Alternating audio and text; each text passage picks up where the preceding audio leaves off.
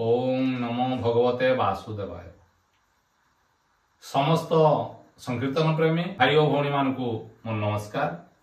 मु विश्वनाथ साहू ओडिया संकीर्तन शिक्षा चैनल को समस्त को स्वागत जनाऊँ। आज आम ए अध्याय रे किपरि आपण मृदंग बजेवा पूर्वर केउं विधि विधान रे मृदंग वादन करिवे से संबंध रे किछि जानिबा। आजिर पाठ थियोरी पाठ, तेणु किसी श्लोक मु आपण मानक आज कहिबी। जो श्लोक को कि आपण प्रथमे गायन करिवे, तापरे मृदंग वादन करिवे। प्रथम लेसन रे लेसन 1 रे मु किछि एई मृदंग संबंधी बा वाद्य संबंधी किछि तथ्य आपण मानक देइथिली। आज मृदंग बजेइबार विधि विधान संबंध रे मु आपण मानकु सूचना देबी। जो भाई माने प्रथम थर करी ए चैनल को आछंती से माने टिके सब्सक्राइब कर देबे, लाइक कर देबे, शेयर करिवे, कमेंट मध्य करिवे, आउ ऑल नोटिफिकेशन को सिलेक्ट कर देबे, जो द्वारा के मोर अपलोड करथवा समस्त वीडियो सर्वप्रथम मोर नोटिफिकेशन आपण माने पाई परिवे। आपनकर मृदंग ठाकुर पाखरे आपण सबुदिने रखिबा दरकार। काहेकि ना ए मृदंग को आमे श्री चैतन्य ठाकुर जेहेतु आमको देइचंती, तेणु मृदंग को आमे ठाकुरंक सहित तुलना करिथाउ, पूजा मध्य करिथाउ। आपण जेते बेले ठाकुरंक आस्थान रे मृदंगटी थिबो, से समय रे आपण लुगा बदली से ठाकुरंक पाखकु जाइकी मृदंग को ध्यान रे आग हाथ जोड़की प्रणाम टे करिवे। प्रणाम करि सारला परे तापरे गुटे श्लोक आपण गाइबे। से श्लोकटी गाई सारला परे आपण निज कोल को मृदंग को आनिबे। सेही श्लोकटी मु कहूची सुनंतु। नमो चैतन्य कृपाय सर्वजीव उद्धारणे श्री राधा माधव शब्द मृदंगाय नमो नमो मृदंगाय नमो नमो। एमती करी आपण प्रणाम करिवे। प्रणाम करि सारिकी दुई हाथ रे मृदंग को धरी आपण निज कोड़ को उठेबे। ए कोड़ को नहीं सारला परे आपण बजेइबे नहीं। बजेइबा पूर्वरु आहुरी किछि विधि अछि, आमे सेई संपर्क रे चलंतु कहिबा। आपण बजेइबा पूर्वरु आउ गुटिए श्लोक गाई ए जो डोर को निज कांध को नेबे।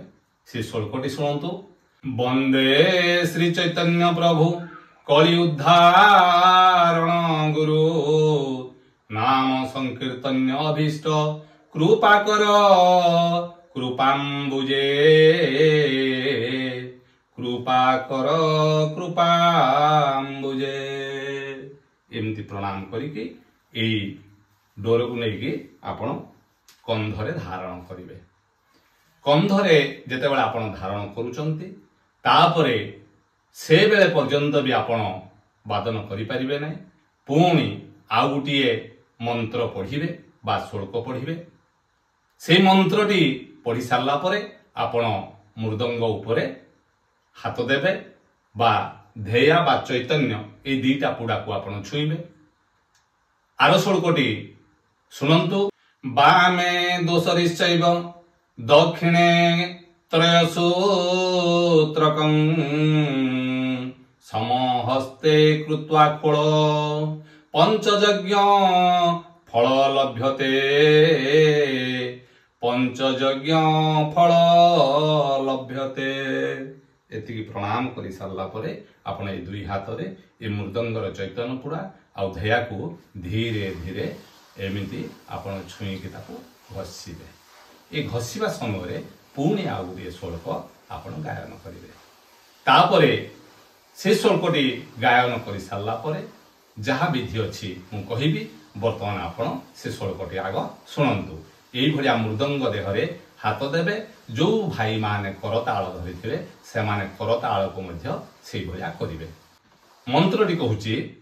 चैतन्य देवदेवस्य वेणिचक्षु पुडायते नमो चैतन्य रूपाय बंध दोष दुरात्मने बंध दोष दुरात्मने ये श्लोकटी उच्चारण कर सारा पर आपण धीरे धीरे आपण एई जो आंगुली रे एई तर्जनी आंगुली रे आपण ओंकार शब्द के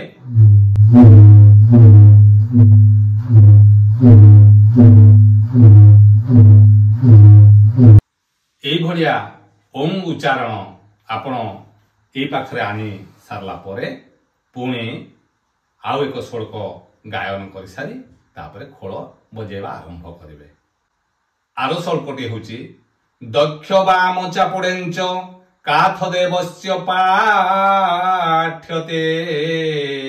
द्वय हस्त समायुक्त दास गौर विमुच्यते दास गौर विमुच्यते। बोलो श्री चैतन्य ठाकुर प्रीत्यर्थे आनंदे कवार हरि बोल।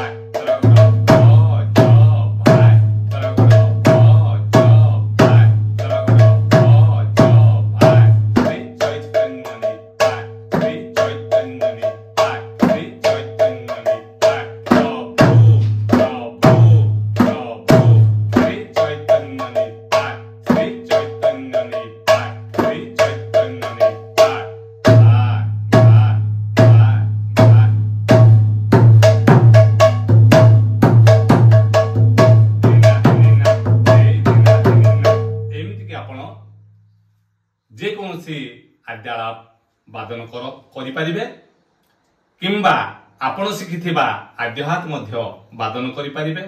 मु आगरु दुईटी आद्यहात बोल यूट्यूब रे अपलोड करि सारिछि ताकू मध्य आपण वादन करि परिबे किंतु प्राणायाम निश्चित बजेइबे। एतिकी प्राणायाम करि बजेइले मध्य मृदंग को शुद्धि हैला। या परे विभिन्न गुरु माने बहुत लंबा लंबा प्राणायाम मध्य रचना करि जाइछन्ति। आपण माने जदि लंबा प्राणायाम किए जानिथिबे ताकू मध्य वादन करिवे नले निश्चित ये जो दोटी भाई श्री चैतन्य नित्यानंद को आमे आराधना करुचे दोटी भाई भज भाई से दुई जन को आमे भजन करिबा आउ तापरे समान आम मानकर प्रभु एतिकी आमे तांकु वंदना करी बा तांकर नाम को उच्चारण करी तांकु भजन करी मृदंग वादन करिबा। आपण माने कुशल रे थांतु भगवान आपनकर मंगल करंतु। आज पई रहुची पुणी देखा आउ एक अध्याय। नमस्कार।